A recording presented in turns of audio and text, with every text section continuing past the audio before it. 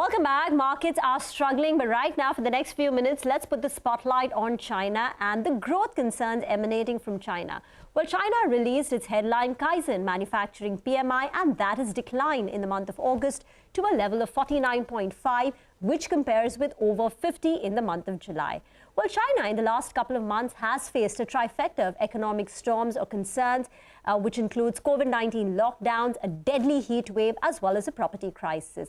In August, it appears, going by the PMI data, the situation has only deteriorated. And analysts say, looking to September, while the heat wave is likely to subside as summer concludes, the recent spread of Omicron to large cities may continue to weigh on business activity, both on the manufacturing and on the services sector. And remember, China has just announced its decision to lock down the Chengdu city from 6 p.m. to contain COVID-19.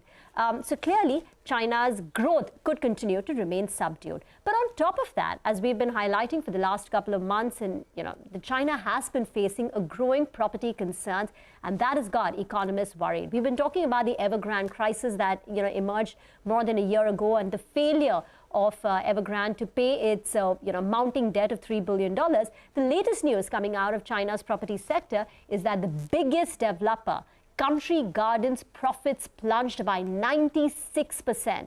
This is far worse than the company's own prediction of a 70% decline. Country Garden's profits plummeted 96% for the first half of this year to 88 million versus 2 billion a year ago. As I said, far exceeding the prediction, as the property sector has descended into a rapidly severe depression. That's what the company has said, and it said that only the fittest can survive. Now, China's property crisis, as I said, started when the second biggest developer, Evergrande, said that it might not be able to make its debt payments on its $300 billion debt mountain.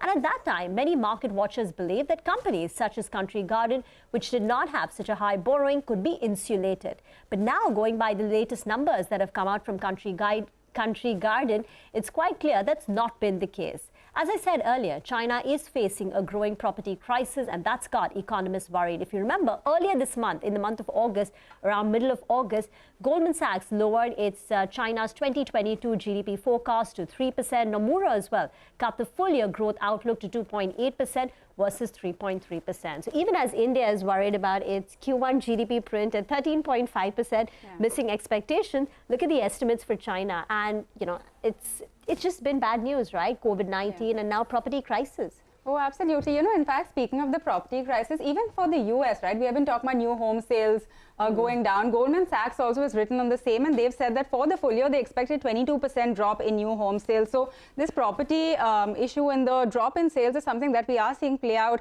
in several parts of the world. Of course, China, perhaps the worst hit right now. But by the way, Ashok Leyland's August sales are flashing on your screen. Total sales up 51% right now for the year-over-year number. This is at 14,121. That is for Ashok Leyland. So it's looking quite good. The stock is holding up. It's actually moving higher right now, around 4% in the green. So we're going to wrap up on the show right now. But you guys stay tuned. Halftime report comes up next.